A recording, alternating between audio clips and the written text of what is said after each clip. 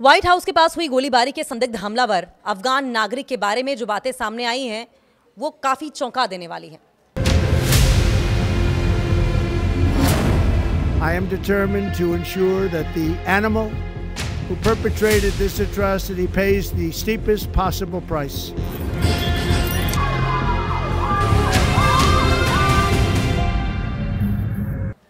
देखिए, वॉशिंगटन में वेडनेसडे को व्हाइट हाउस के पास गोलीबारी हुई थी और गोलीबारी के संदिग्ध की पहचान एक अफगान नागरिक के तौर पर की गई है। डिपार्टमेंट ऑफ होमलैंड सिक्योरिटी के मुताबिक व्हाइट हाउस से कुछ 100 मीटर की दूरी पर तैनात नेशनल गार्ड पर घात लगाकर हमला किया गया था और शूटर की पहचान रहमानुल्लाह लखनवाल के नाम से की गई। अधिकारियों के मुताबिक हमलावर ने स्थानीय समय के मुताबिक बुधवार को 2:15 पर गोलीबारी की और अमेरिकी साझेदार CBS न्यूज़ जो है उसके मुताबिक मुठभेड़ के दौरान संदिग्ध भी घायल हुए और उसे अस्पताल ले जाया गया। अमेरिकी राष्ट्रपति डोनाल्ड ट्रंप ने कहा कि संदिग्ध गंभीर रूप से घायल है। Heinous assault was an act of evil, an act of hatred, and an act of terror. It was a crime against our entire nation. It was a crime against humanity. I can report tonight that based on the best available information, the Department of Homeland Security is confident that the suspect in custody is a foreigner who entered our country from Afghanistan, a hellhole on earth. He was flown in by the Biden administration in September 2021 on those infamous flights that everybody was talking about.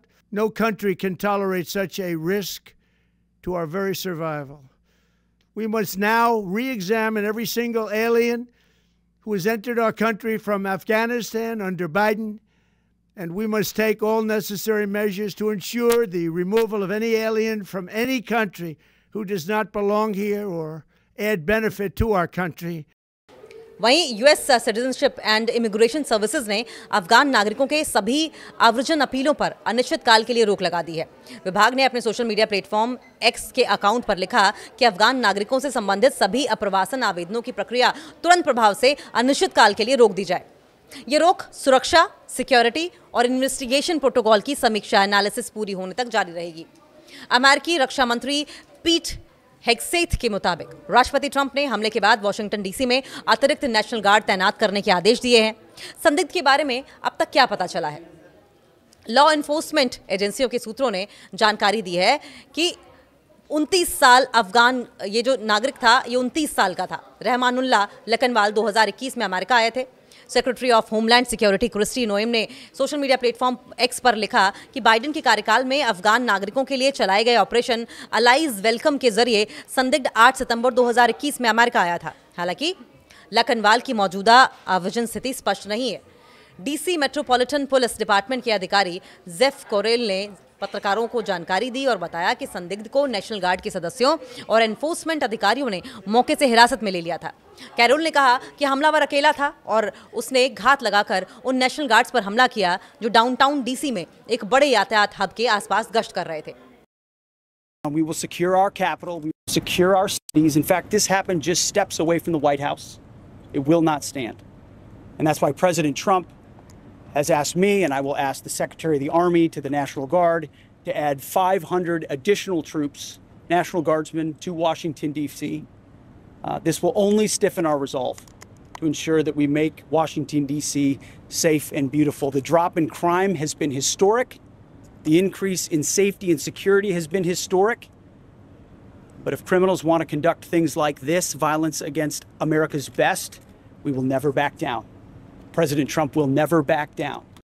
जांच से जुड़े कई और sources ने भी जानकारी दी और बताया कि संदिग्ध के पास हैंडगन थी और उसमें 4 राउंड्स थे। पहली गोली एक महिला नेशनल गार्ड को लगी और वो भी वहीं गिर पड़ी। सूत्रों ने जानकारी दी कि महिला नेशनल गार्ड को 2 गोलियां लगी और उसके बाद संदिग्ध ने महिला नेशनल गार्ड के हथियार को ले लिया और फायरिंग करने लगे और दूसरे नेशनल गार्ड पर हमला किया। एक तीसरे नेशनल गार्ड ने जवाबी फायर किया जिसके बाद गोलीबारी रुक गई। FBI डायरेक्टर काश पटेल ने जानकारी दी है कि दोनों नेशनल गार्ड वेस्ट वर्जीनिया के हैं। हर अफगान नागरिक की अब जांच होगी। ट्रंप ने ये बयान जारी किया है। 2 of our brave members of the National Guard and the Department of War were brazenly attacked in a horrendous act of violence. They were shot. They're in critical condition. As you can see behind me, we have assembled the full force of both the federal and state and local law enforcement agencies to bring bear all of our resources to make sure we find the perpetrators responsible for this heinous act. And make no mistake, they will be brought to justice. Wednesday देर रात जारी एक video संदेश में कहा कि आज सुबह थैंक्सगिविंग हॉलिडे के मौके पर व्हाइट हाउस से कुछ कदम की दूरी पर ही नेशनल गार्ड के 2 सदस्यों पर घात लगाकर बहुत करीब से हमला किया गया। ये जघन्य हमला बुराई, नफरत और टेरर की कार्रवाई है। ये हमारे देश और इंसानियत के खिलाफ अपराध है। उन्होंने कहा कि होमलैंड सिक्योरिटी का मानना है कि संदिग्ध सितंबर 2021 में बाइडेन प्रशासन के समय उनको कुख्यात उड़ानों से आया था, जिसके बारे में काफी चर्चा हुई थी। कोई नहीं जानता था कि कौन आ रहा है। संदिग्ध का स्टेटस बाइडेन प्रशासन द्वारा हस्ताक्षर किए गए कानून के जरिए बढ़ाया गया था। उन्होंने आरोप लगाया कि पिछले प्रशासन ने पूरी दुनिया से 2 करोड़ अज्ञात और गैर सत्यापित लोगों को अमेरिका में आने दिया। राष्ट्रपति ट्रंप ने कहा कि बाइडेन प्रशासन के समय अफगानिस्तान से आने वाले हर शख्स की जांच की जाएगी। उन्होंने कहा कि अब हमें बाइडेन के दौरान अफगानिस्तान से हमारे देश में दाखिल हुए हर एक विदेशी की दोबारा जांच करनी होगी और हमें सभी जरूरी कदम उठाने होंगे ताकि किसी भी देश का कोई भी विदेशी जो यहाँ का नहीं है या हमारे देश के लिए कोई लाभ नहीं जोड़ता, उसे निकाला जा सके। साथ ही उन्होंने अमेरिकी राजधानी की सुरक्षा के लिए अतिरिक्त 500 सैनिकों की तैनाती की बात कही। प्रेजेंट में अगर देखा जाए तो वाशिंगटन डीसी में करीब 2200 नेशनल गार्ड्स तैनात हैं। दरअसल साल 2021 में हजारों अफगान नागरिक अमेरिका में दाखिल हुए, जब अमेरिकी सेना अफगानिस्तान से हट रही थी और तालिबान ने देश पर फिर से कंट्रोल स्थापित कर लिया था। 20 साल की लड़ाई के दौरान अमेरिकी सेना के साथ काम करने वाले कई अफगान नागरिकों को विशेष अप्रवासी वीजा दिया गया और बहुत से लोगों को पैरोल नाम से अस्थायी मानवीय दर्जा दिया गया। एक अलग कार्यक्रम में 8000 से ज्यादा अफगान नागरिकों को निर्वासन राहत भी मिली थी, जिसमें टेम्पररी प्रोटेक्टेड स्टेटस कहा जाता था। बाइडेन ने इसे 2023 में बढ़ाया था, लेकिन ट्रंप ने इस साल की शुरुआत में इसे खत्म कर दिया। व्हाइट हाउस के पास हुई गोलीबारी के संदिग्ध हमलावर अफगान नागरिक के बारे में जो बातें सामने आई हैं वो काफी चौंका देने वाली हैं। I am determined to ensure that the animal who perpetrated this atrocity pays the steepest possible price.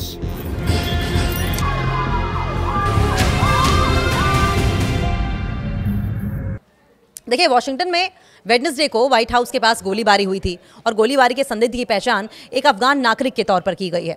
Department of homeland security के मुताबिक व्हाइट हाउस से कुछ 100 मीटर की दूरी पर तैनात नेशनल गार्ड पर घात लगाकर हमला किया गया था और शूटर की पहचान रहमानुल्लाह लखनवाल के नाम से की गई। अधिकारियों के मुताबिक हमलावर ने स्थानीय समय के मुताबिक बुधवार को 2:15 पर गोलीबारी की और अमेरिकी साझेदार CBS न्यूज़ जो है उसके मुताबिक मुठभेड़ के दौरान संदिग्ध भी घायल हुए और उसे अस्पताल ले जाया गया। अमेरिकी राष्ट्रपति डोनाल्ड ट्रंप ने कहा कि संदिग्ध गंभीर रूप से घायल है। Heinous assault was an act of evil, an act of hatred, and an act of terror. It was a crime against our entire nation. It was a crime against humanity. I can report tonight that based on the best available information, the Department of Homeland Security is confident that the suspect in custody is a foreigner who entered our country from Afghanistan, a hellhole on earth. He was flown in by the Biden administration in September 2021 on those infamous flights that everybody was talking about. No country can tolerate such a risk to our very survival. We must now re-examine every single alien who has entered our country from Afghanistan under Biden, and we must take all necessary measures to ensure the removal of any alien from any country who does not belong here or add benefit to our country. वहीं US citizenship and immigration services ने अफगान नागरिकों के सभी aversion अपीलों पर अनिश्चितकाल के लिए रोक लगा दी है। विभाग ने अपने सोशल मीडिया प्लेटफॉर्म एक्स के अकाउंट पर लिखा कि अफगान नागरिकों से संबंधित सभी अप्रवासन आवेदनों की प्रक्रिया तुरंत प्रभाव से अनिश्चितकाल के लिए रोक दी जाए। ये रोक सुरक्षा, सिक्योरिटी और इन्वेस्टिगेशन प्रोटोकॉल की समीक्षा एनालिसिस पूरी होने तक जारी रहेगी। अमेरिकी रक्षा मंत्री पीट हेग्सेथ के मुताबिक राष्ट्रपति ट्रंप ने हमले के बाद वॉशिंगटन डीसी में अतिरिक्त नेशनल गार्ड तैनात करने के आदेश दिए हैं। संदिग्ध के बारे में अब तक क्या पता चला है? लॉ एनफोर्समेंट एजेंसियों के सूत्रों ने जानकारी दी है कि 29 साल अफगान ये जो नागरिक था ये 29 साल का था। रहमानुल्लाह लखनवाल 2021 में अमेरिका आए थे। Secretary of homeland security Kristi Noem ने सोशल मीडिया प्लेटफॉर्म एक्स पर लिखा कि बाइडेन के कार्यकाल में अफगान नागरिकों के लिए चलाए गए ऑपरेशन अलाइज वेलकम के जरिए संदिग्ध 8 सितंबर 2021 में अमेरिका आया था। हालांकि लखनवाल की मौजूदा आव्रजन स्थिति स्पष्ट नहीं है। डीसी मेट्रोपॉलिटन पुलिस डिपार्टमेंट के अधिकारी जेफ कोरेल ने पत्रकारों को जानकारी दी और बताया कि संदिग्ध को नेशनल गार्ड के सदस्यों और एनफोर्समेंट अधिकारियों ने मौके से हिरासत में ले लिया था। कैरोल ने कहा कि हमलावर अकेला था और उसने घात लगाकर उन नेशनल गार्ड्स पर हमला किया जो डाउनटाउन डीसी में एक बड़े यातायात हब के आसपास गश्त कर रहे थे। We will secure our capital, we will secure our cities. In fact, this happened just steps away from the White House. It will not stand. And that's why President Trump has asked me, and I will ask the Secretary of the Army, to the National Guard, to add 500 additional troops, National Guardsmen, to Washington, D.C. This will only stiffen our resolve to ensure that we make Washington, D.C. safe and beautiful. The drop in crime has been historic. The increase in safety and security has been historic. But if criminals want to conduct things like this, violence against America's best, we will never back down. President Trump will never back down. जांच से जुड़े कई और sources ने भी जानकारी दी और बताया कि संदिग्ध के पास हैंडगन थी और उसमें 4 राउंड्स थे। पहली गोली एक महिला नेशनल गार्ड को लगी और वो भी वहीं गिर पड़ी।